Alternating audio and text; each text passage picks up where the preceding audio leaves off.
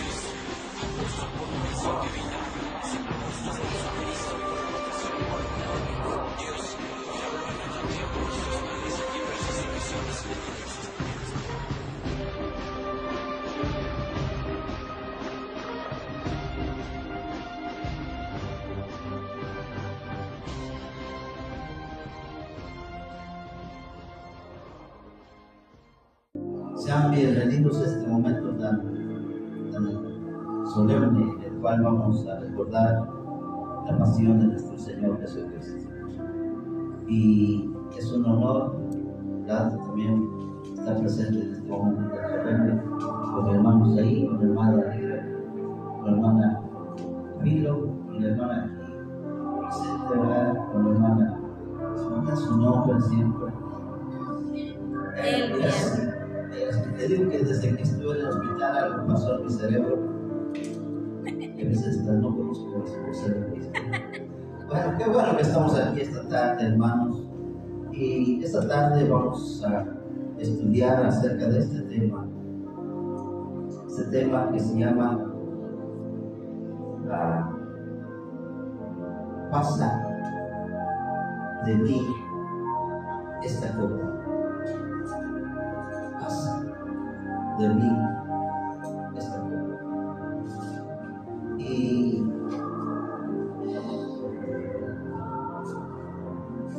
pensando en el sufrimiento del Señor, hermanos, ¿sabía usted que esa tarde, después de haber cenado con sus discípulos y después de haber instituido la Santa Cena tal como la conocemos hoy en día, Jesús sale con sus discípulos hasta el huerto del Getsemaní, hasta el huerto de los Olivos, y se introduce a ese lugar especial, a ese lugar íntimo que se llama el Getsemaní. El Monte de los Olivos era el huerto. El Getsemaní era el lugar donde se machacaban las aceitunas o donde se extraía el aceite de la oliva. Y fue en ese lugar, el Getsemaní, donde el Señor Jesucristo fue precisamente a una piedra que estaba ahí. Y ahí el Señor Jesucristo estuvo en oración durante 3 horas.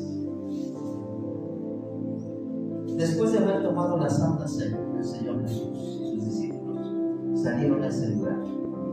Al llegar a ese lugar, el Señor se dirige a Pedro, a Juan, y dice: ustedes van a acompañarme un poco más adelante. Pero todos los demás, los 9 que sobraban ahí, les digo: ustedes quédense aquí y ven conmigo 1 hora. Luego el Señor avanza por el Monte de los Olivos rumbo a ese lugar llamado Getsemaní. Y en ese lugar el Señor le pide a Juan, le pide a Pedro que se pongan a orar. Fue en ese lugar donde el Señor dijo: mi alma está muy triste hasta la muerte. Quedaos aquí, velad conmigo 1 hora. Y el Señor fue y se postró en oración. Fue tanta su agonía, fue tanto su sufrimiento, que dice la palabra de Dios que estando en agonía oraba más intensamente y empezaron a brotar de su frente gotas de sangre que caían hasta el suelo. Y entre más sudaba el Señor aquellas gotas, dice que entró en una extraordinaria agonía, en una profunda agonía. El Señor estaba muriendo, estaba desangrándose. Muchos dicen que fue el último intento de Satanás por hacer que Jesús no fuera a la cruz.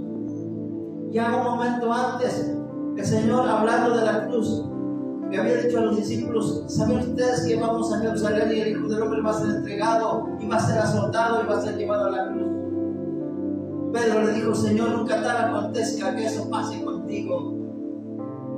Y el Señor le dice: quítate de delante de mí, Satanás, porque tú no miras las cosas de arriba sino las de abajo. Ya en el huerto del Getsemaní, Satanás sometió a una profunda agonía el cuerpo humano del Señor Jesús, y las gotas de sangre comenzaban a escurrir de su frente. Los estudiosos de Biblia aseguran que el propósito de Satanás era hacer morir a Jesús ahí en el huerto de los Olivos, porque Satanás sabía que el cristiano no se salva con la muerte de Jesús. Realmente lo que salva al cristiano es la sangre derramada, porque sin derramamiento de sangre no hay remisión de pecados.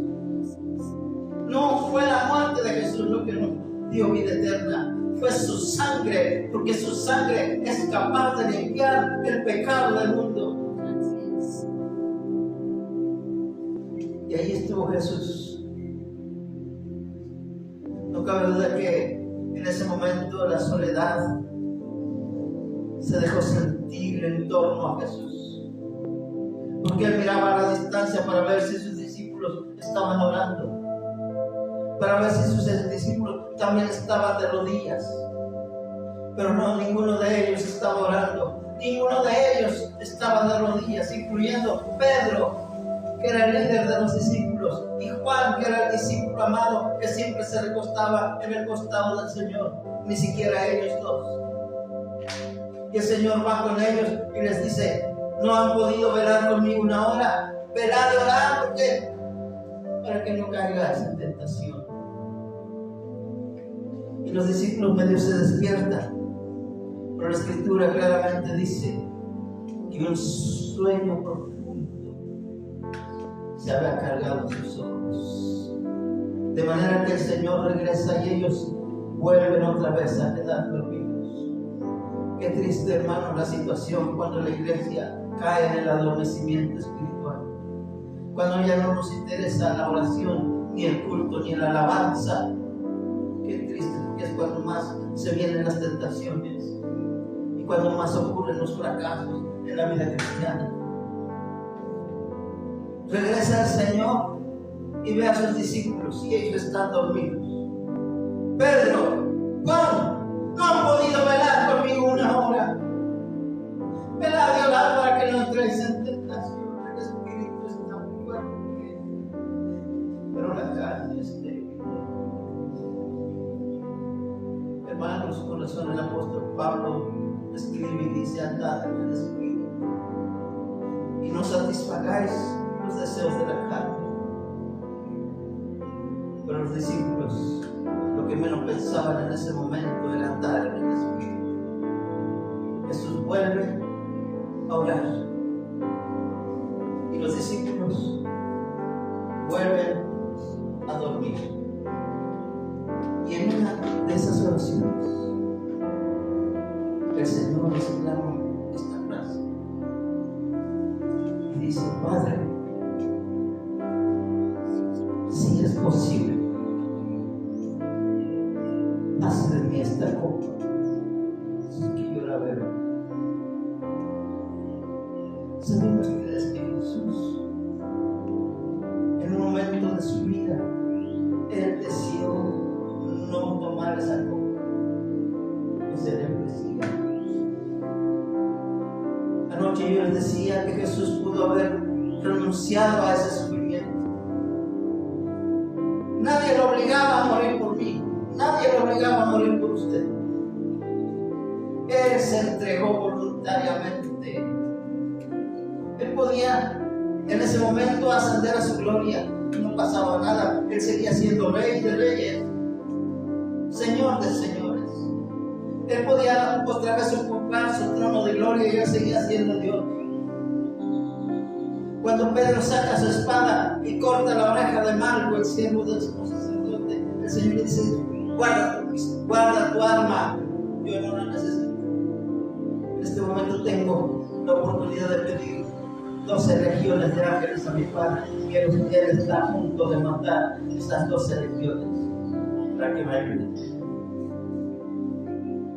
Sin embargo, Jesús prefirió el sufrimiento, prefirió el dolor. Pero en un momento decisivo en la oración, en la vida de oración de Jesús, cuando está su frente chorreando gotas de sangre, el Señor se dirige al Padre y le dice: Padre, mi cuerpo no soporta. Si es posible, pase de mí esta copa. Es como si el hijo le dijera al Padre: Padre, no habrá otra forma. Podemos sacrificar muchos ángeles. Podemos juntar muchos corderos blancos, animalitos, sacrificarlos. Tal vez por decreto tuyo, querido Padre Celestial, salvamos a la humanidad. Podemos imaginar al Padre diciendo: hijo, no hay otra forma. Sin derramamiento de sangre no hay remisión de pecados. Porque si el Hijo no libertare a sus hermanitos en la loma, nadie va a poder liberarlos. La pregunta aquí es: ¿a cuál copa se refería Jesús cuando decía: si es posible, pase de aquí esta copa? Mateo capítulo 26, el versículo 39 menciona esto. Vea usted lo que dice la bendita palabra. Dice Mateo 26, 39: y yendo un poco adelante, se postró sobre su rostro, orando y diciendo: Padre mío, Si es posible, pase de mí esta copa. En otro pasaje dice, sin que yo la beba. Pero al final Jesús dijo, pero no se haga como yo quiero, sino como tú. Jesús voluntariamente se entregó a la voluntad del Padre. Pero fue tanta la debilidad del Señor Jesucristo, hermanos. Fue tanto la agonía y la sangre que había brotado de la frente del Señor, que hubo necesidad de que el Padre enviara un ángel. Un ángel que puso sus manos sobre el cuerpo de Jesús. Y dice la palabra, y lo confundió. Sí se habían dado cuenta que el cuerpo de Jesús estaba extenuado al borde de la misma muerte. Si hubiera quedado en esa situación, él no habría podido cargar la cruz. No hubiera podido soportar los latigazos y los clavos. Él hubiera muerto antes, siendo azotado. Pero aquel ángel, enviado por Dios mismo, llegó hasta donde estaba el Señor Jesucristo y empezó a confortar su cuerpo.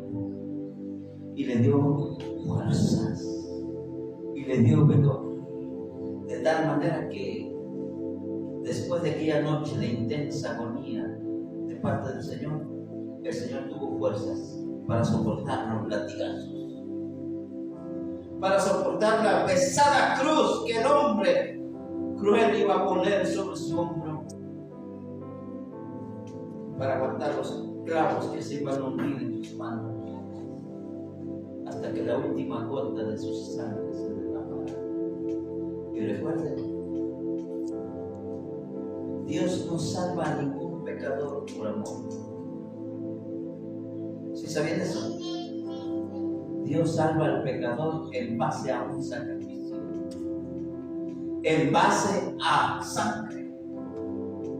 Yo no sé si ustedes han escuchado allá afuera a la gente decir, Dios es amor, Él tiene que salvar porque Él es amor. Efectivamente es amor. Tan es amor que envió a su Hijo y lo ejecutó en mi lugar. Y su Hijo derramó toda su sangre, y ahora con esa sangre yo encontré salvación. Amén. Pero veamos esta tarde, mis estimados hermanos, por qué el Señor Jesús decía, si es necesario, si es posible, pasa de mí esta copa, Señor. Yo no la quiero beber. ¿Cuál era esa copa? ¿Y por qué, si Dios el Padre amaba tanto a su Hijo, por qué no contestó su oración? A veces nosotros le reclamamos a Dios y le decimos, Padre, te he estado pidiendo, y mira, no me has contestado. ¿Sabían ustedes que el Padre no le contestó a su Hijo? Y el Hijo tuvo que decir, Padre, ¿qué tú quieres?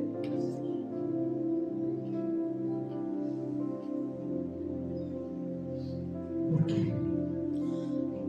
Si el Padre amaba tanto a su Hijo, ¿por qué no contestó su clamor? Y lo dejó en aquella soledad tremenda.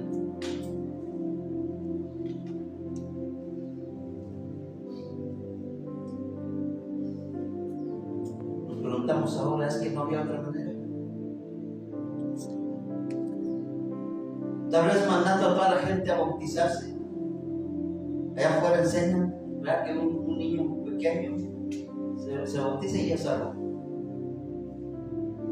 Si eso fuera así, hermano, vino Cristo. Pablo escribe y dice, doy gracias a Dios que no he bautizado a nadie en la iglesia. Y lo he hecho a propósito, dice, para que no se haga vana la cruz de Cristo. Así lo dice. Porque si empiezo a predicar que el bautismo salva, decía el apóstol Pablo, pues entonces, De en vano fue todo el sufrimiento de Cristo. Pero fue la sangre de Cristo derramada la que trajo salvación a nuestra vida. Y no había otra forma de salvar a un pecador si no fuera a base de sangre. Porque sin derramamiento de sangre, mis estimados hermanos, no hay remisión de pecados. No hay ni la más remota posibilidad de que alguien pudiera salvarse si no era porque el Señor derramó hasta la última gota de su sangre. Pero vamos a pensar, mis estimados hermanos, en las razones por las cuales Jesús dijo: si es posible, pase de mí esta copa. ¿Por qué no quería el Señor, humanamente hablando? Porque Él no deseaba, no quería tomar esa copa, hermanos. Porque Él decía al Padre: Padre, si es posible, si hay alguna posibilidad, si hay alguna forma de cómo salvar al pecador sin que yo tome esta copa, yo prefiero no tomar esta copa. Pero como el Padre le dijo a su Hijo: no hay otra forma. Por eso te he preparado fuego. Si es posible, Padre, pasa de mí esta copa. ¿A qué copa se refería el Señor? Y quiero enseñarles esta tarde cuál era la copa. Y era la copa del pecado.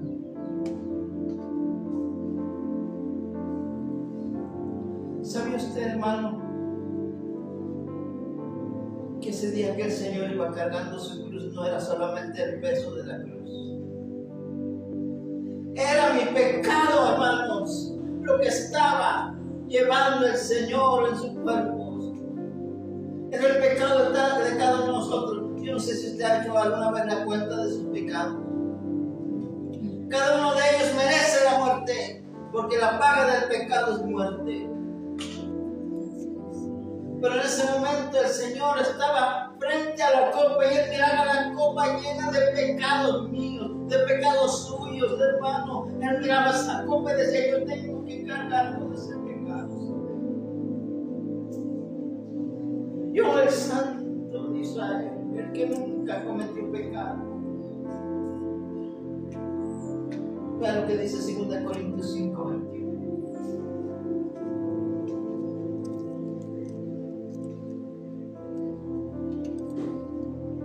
Hermanos, en ese momento Jesús se enfrentaba a la decisión más terrible que haya podido afrontar, y era tomar mi pecado, todos mis sucios pecados, hermanos, todos los pecados suyos, todos, los pasados, los presentes y los futuros. Y dice 2 Corintios 5:21. Vean lo que dice la palabra de Dios ahí. El que no conoció el pecado, por nosotros lo hizo pecado, para que nosotros fuésemos hechos justicia de Dios en él. Al que no conoció pecado, aquel que no hizo un solo pecado, nunca un pensamiento sucio pasó por su cabeza, nunca de sus labios brotó una palabra sucia, sus manos nunca se empuñaron en contra del prójimo, de sus labios solamente salían palabras de amor, y su corazón era tierno cuando veía al necesitado, al enfermo. Solo sus ojos eran ojos de compasión, hermano. Jamás en su vida él cometió pecado alguno. Era el Hijo de Dios, era Dios mismo encarnado. Era el Santo de Israel. A él sí se le puede llamar santísimo. Y de pronto tiene la copa. Todos mis pecados y los pecados de toda aquella persona que viene a Jesús estaban ahí en esa copa. Y él mira la copa y le dice al Padre: Padre, yo soy santo. Habito entre la santidad. Si es posible, quítale esta copa. Pero el Padre no le contestó. Es que no había otra forma. La paga del pecado es muerte, y alguien tenía que morir por mi pecado. El alma que peca debe morir. Y mi alma era pecadora. ¿Moría yo o moría Jesús? Y Jesús dijo: Padre, no se haga como yo quiero, sino como tú. Y el Hijo de Dios tomó aquella copa y la absorbió en su cuerpo. Por eso encontramos este pasaje que dice: al que no conoció pecado, por nosotros Dios lo declaró pecador. ¿Qué es lo que quiere decir este pasaje? Al que no hizo un solo pecado, Dios lo declaró pecador. Pero no solamente lo declaró pecador, sino que lo ejecutó en la cruz del Calvario.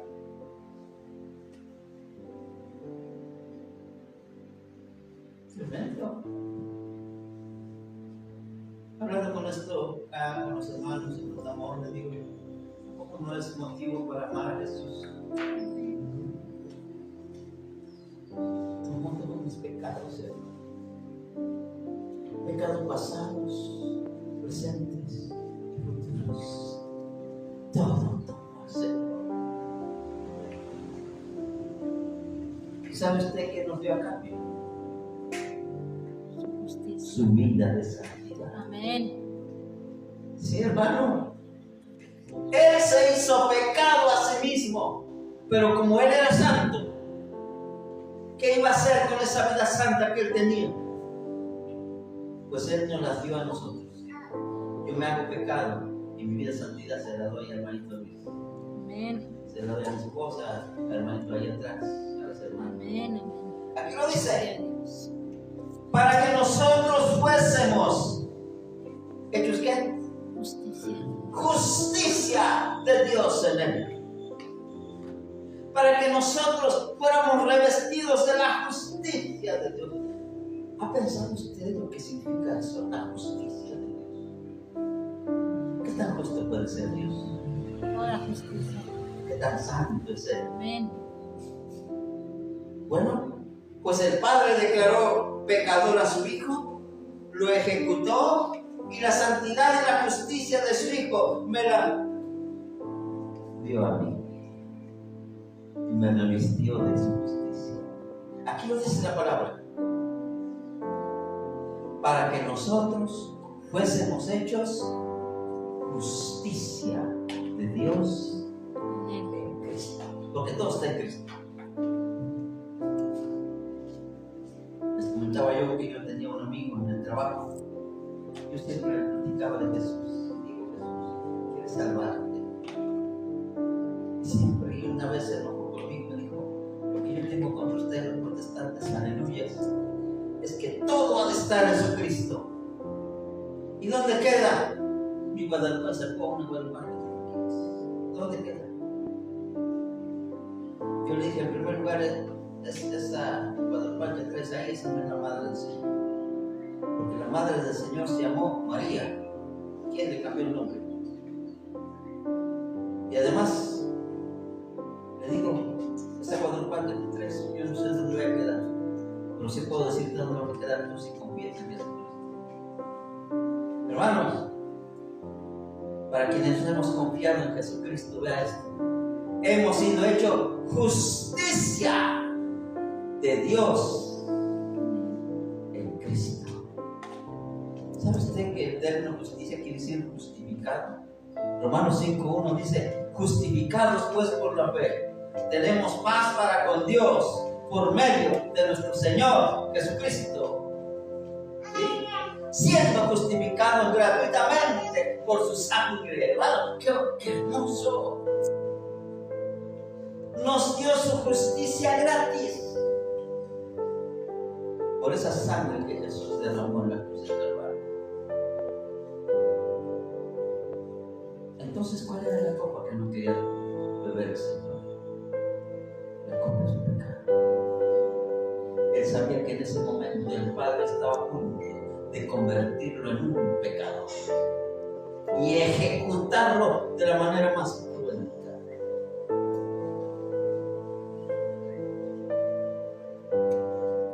Y el Padre le tuvo que decir a su hijo,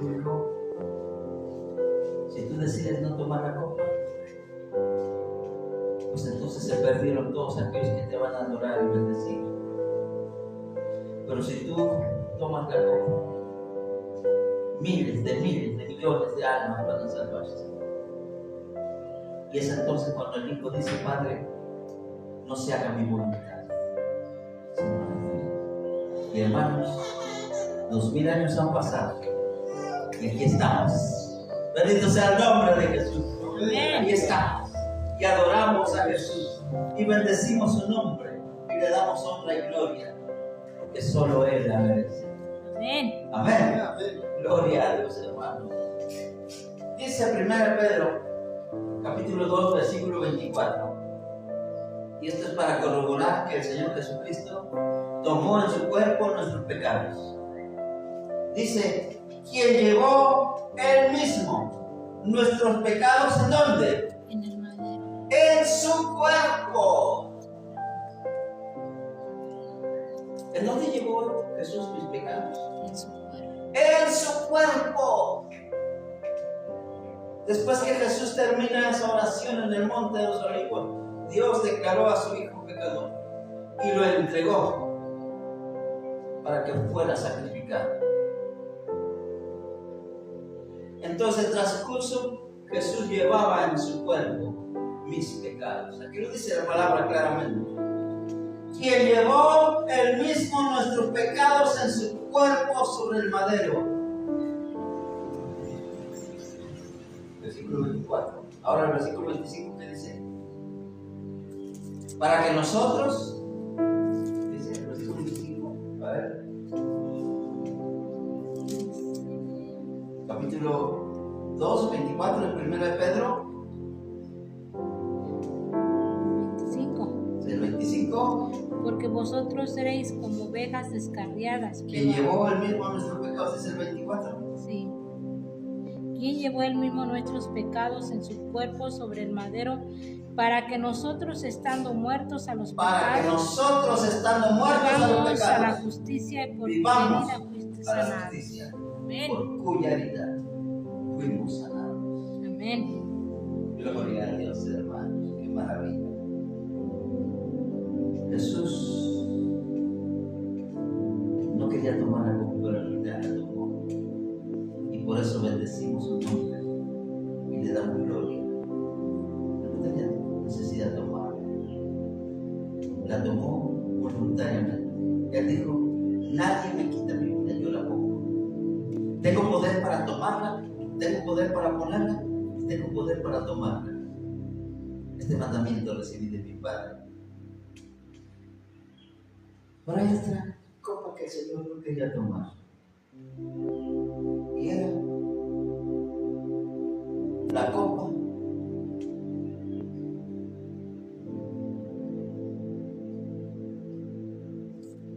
de la maldición. ¿Sí sabían ustedes que por ser pecadores ya hay una maldición? Nosotros. Sí, hermanos. Todas las personas que están caminando ahí y que no tienen a Cristo en su corazón están bajo maldición. La ira de Dios está sobre ellos. ¿Sí? A donde quiera que vayan, hay maldición de Dios sobre sus vidas. Dice la palabra, maldito todo aquel que no cumpla las palabras de esta ley. Y el hombre no ha cumplido con la ley de Dios, ni siquiera nosotros. Gracias al Señor, nosotros recibimos a Cristo y Él cumplió la ley por mí. Pero el mundo perdido, ellos están completamente bajo maldición. Pero antes de que nosotros aceptáramos a Cristo, nosotros estábamos bajo maldición. Alguien tomó nuestra maldición, hermano, para que ahora Dios derrame sobre nosotros pura bendición. Con razón, Efesios capítulo 2 dice: bendito sea el Dios y Padre de nuestro Señor Jesucristo, que nos bendijo con toda bendición espiritual en los lugares celestiales con Cristo. ¡Qué hermoso! Pero para que esa bendición viniera sobre nosotros, alguien tuvo que tomar mi maldición en su cuerpo. Gálatas capítulo 3, el versículo 13. Vean lo que dice la palabra de Dios. Gálatas capítulo 3, el versículo 13, hermanos. Si no subrayas el versículo que yo te enseñé, no son una joya. Cristo nos redimió de la maldición de la ley, hecho por nosotros maldición, porque está escrito, maldito todo, que es colgado en un madero. Cristo nos redimió de la maldición de la ley. ¿Cuál era la maldición de la ley? ¡Muerte! Y si alguien quería vivir cumpliendo la ley decía, es necesario cumplir toda la ley, porque cualquiera que cumpliera la ley, pero ofendiera en un punto el más pequeño, se hace culpable de todo. Y bajo ese concepto nadie pudo cumplir la ley. De manera que todos los hombres estuvieron bajo la maldición de Dios. Y para que Dios pudiera salvarme a mí, para que Dios pudiera salvarlos a ustedes, mis estimados hermanos, Dios puso toda esa maldición sobre su Hijo Jesucristo. No solamente cargó mis pecados sobre Él, sino que cargó toda mi maldición sobre su Hijo Jesucristo.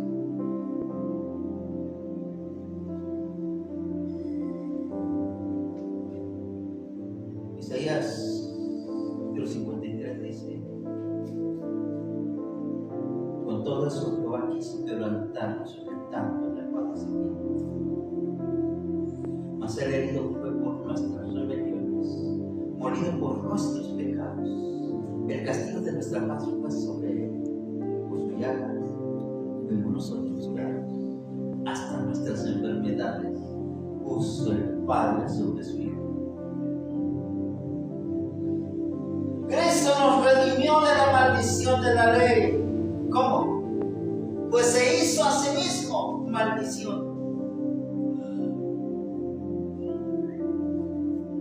¿Se imagina usted? El bendito Hijo de Dios, aquel que en este momento allá en la gloria, sentado sobre su trono, los ángeles le adoran y le dicen: bendito el que viene en el nombre del Señor. Santo, santo, la tierra está llena de tu gloria. Pues en ese momento Él voluntariamente tomó la copa de maldición. Aquella copa que Él acabó de decir: Padre, si es posible, pase de mí esta copa, porque yo no la quiero beber. Yo soy bendito y a partir de ahora voy a convertirme en un maldito, porque está escrito en tu misma palabra que maldito todo aquel que es colgado en una cruz.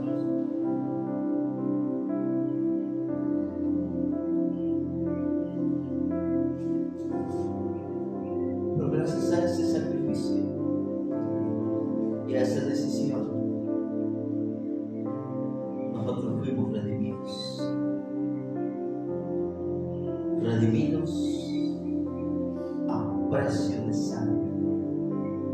Y porque alguien tomó mi pecado sobre su cuerpo en el madero. Y porque alguien tomó mi maldición también en su cuerpo en el madero. Y ahí fue clavado en la cruz del Calvario. Cargando mi pecado, cargando mi maldición y muriendo y derramando hasta la última gota de su sangre. Cuando el soldado cruel hunde la lanza en el costado de Jesús y la trae hacia atrás, dice la Escritura que el corazón del Señor Jesús se partió en dos lados y salió sangre y agua. La última gota de sangre que se había quedado en su corazón, en el último latido, salió esa noche. En ese momento en que Jesús moría. Y se cumplió este pasaje hermoso de Gálatas 3:13. Cristo nos redimió de la maldición de la ley, hecho por nosotros maldición, porque escrito está: maldito todo aquel que es colgado en un madero. Qué tremendo, hermano. Sencillamente extraordinario el sacrificio de nuestro Señor Jesucristo por nosotros. Pero veamos algunas cosas más. Si es posible, pasa de mí esta copa, decía el Señor.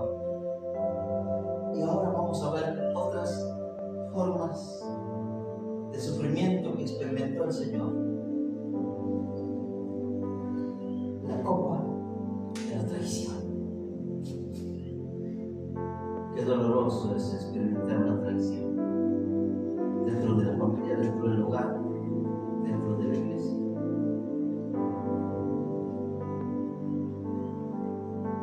Decía una hermana, no, es que yo ya no puedo soportar esta traición que me ha hecho. Ya no puedo soportar este dolor. Yo le dije, hermana, Cristo padeció lo mismo. El más cercano discípulo suyo, hermano, incluso comía en el mismo plato que comía el Señor Jesús. Se sentaba a un lado de Jesús. El Señor mojaba el pan y se lo daba en la boca a este personaje. Vivían íntimamente en una comunión, hermano, durante 3 años y medio. Eran compañeros. Pero esa noche, cuando precisamente estaban tomando la Santa Cena, aquel hombre dejó su lugar vacío y se encaminó a donde estaban los que aborrecían a Jesús. Qué triste, hermanos, cuando alguien que ha conocido al Señor decide alejarse del cuerpo de Cristo. Es muy triste. Eso se llama traición de Jesús. Pisotear la sangre de Cristo. En Hebreos el apóstol Pablo escribió: porque es imposible que los que una vez fueron iluminados otra vez sean levantados para el arrepentimiento. Nos han pisoteado la sangre de Cristo y han tenido que eliminar la sangre del Señor.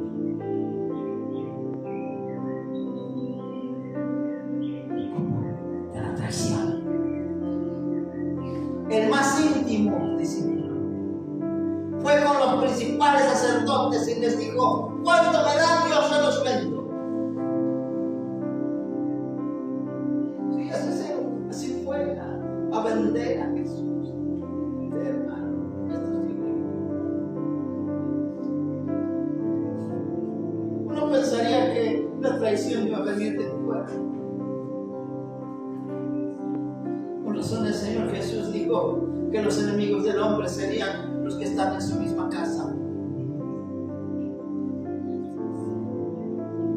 Y este hombre fue y le fue a decir a los principales sacerdotes y escribas, enemigos del Señor: ¿cuánto me dan? Y yo se los entrego. Vean lo que dice Marcos capítulo 14, versículo 10.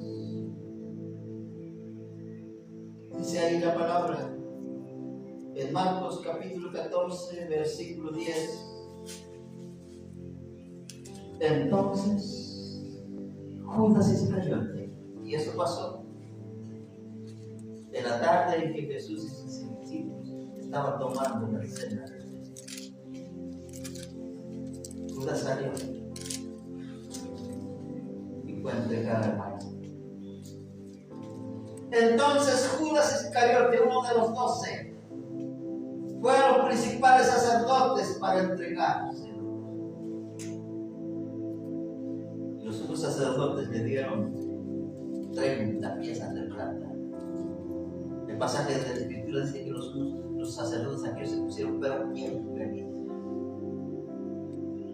Hermano, cuando nos alejamos del Señor, solo le damos felicidad al enemigo del Señor, que es Satanás y sus demonios.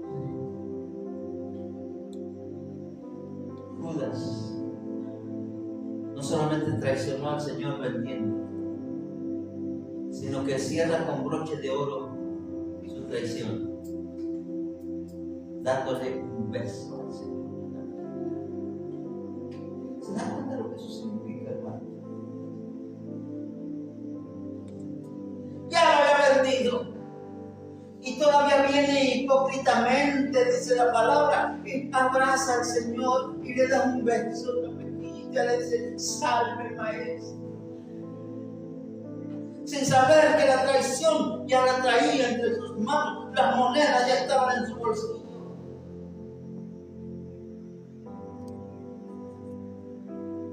Por todo eso Jesús decía: Padre, si es posible, pasa de la copa de la traición. Pero había otra copa que quiero mencionar. La copa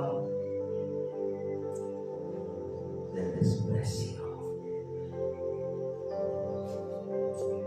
Esa tarde Jesús fue arrestado y fue despreciado, fue menospreciado, como usted no tiene idea. A veces nosotros nos ofendemos porque allá afuera alguien nos dice alguna mala palabra porque creemos en Cristo. No, a Jesús no le dijeron simplemente palabras, a él lo golpearon, hermano. Lo humillaron, lo despreciaron, lo menospreciaron, lo trataron como a basura, hermano. Al Hijo de Dios. Dice la Escritura que le agarraban su barba y lo jonteaban así, le daban bofetadas en su rostro. Otros le herían en la cabeza con aquellas coronas de espinas. Otros se arrodillaban frente a él en tono de burla y decían: salve, rey de los judíos. Y le daban un golpe. La copa del desprecio. Isaías capítulo 53, versículo 3 dice: despreciado y desechado entre los hombres, varón de dolores, experimentado en quebranto, y como que escondimos del rostro, fue menospreciado y no lo estimamos. Despreciado. Tanto era el desprecio que sentía la gente por Jesús, que dicen que cuando pasaban por el frente de Jesús hacían gárgaras con su garganta y le escupían en su rostro.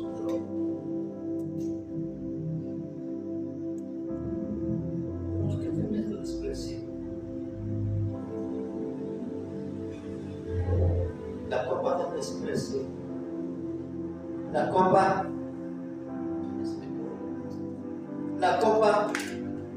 del dolor.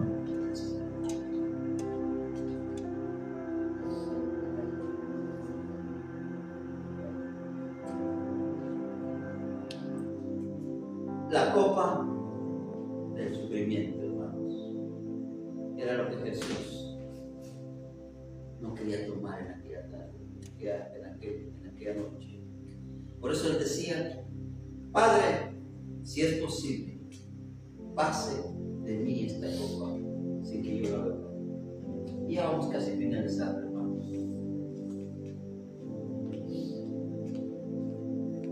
Otra copa que Jesús no deseaba tomar era la copa del dolor y del castigo. Salmo 53, versículo 5. Vean lo que dice la palabra. La copa del sufrimiento, del dolor y del castigo. Mas su herido fue por nuestras rebeliones, molido por nuestros pecados. El castigo de nuestra paz fue sobre él, y por su llaga fuimos nosotros curados. Mas él herido fue por nuestras rebeliones, molido por nuestros pecados. El castigo de nuestra paz fue sobre él, y por sus llagas fuimos nosotros curados. Era la copa del dolor al máximo. Tremendo dolor sufrió el Señor en la cruz de Calvario. Pero quiero enseñarles ya por último otra copa que el Señor tuvo que probar esa tarde y decir: sí, quiero. No se haga mi voluntad, sino la tuya. Y esta era la copa del abandono y de la soledad. Desde la eternidad, hermanos, el Padre y el Hijo habían sido inseparables. Estuvieron juntos en la creación del universo. Estuvieron juntos en la creación del planeta Tierra. Estuvieron juntos en la creación del hombre. Cuando el Padre le pregunta a su Hijo: ¿a qué semejanza lo haremos?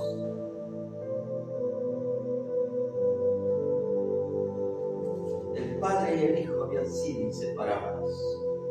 Juan capítulo 1, versículo 1 dice que en el principio era el Verbo, y el Verbo era con Dios, y el Verbo era Dios. Todas las cosas por Él fueron creadas, y sin Él nada de lo que ha sido hecho fue hecho. En Él estaba la vida, y la vida era la luz de los hombres. Desde la eternidad, el Padre y el Hijo y el Espíritu Santo eran una unidad. Pero ahora el Hijo se enfrentaba a tomar la copa del abandono. Sabía que al ser él convertido en pecado, su Padre le iba a dar la espalda.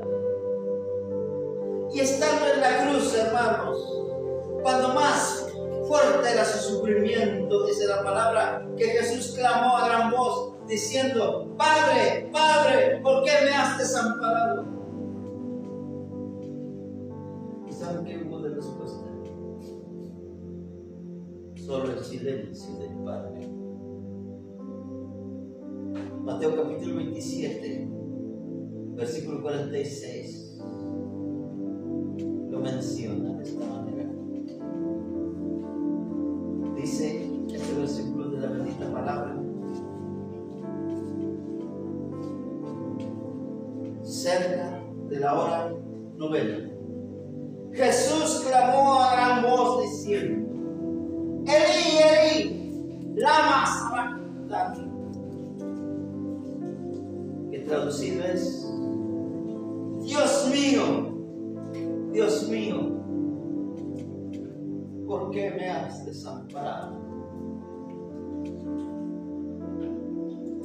Por un momento, la comunión del Padre con su Hijo se rompió.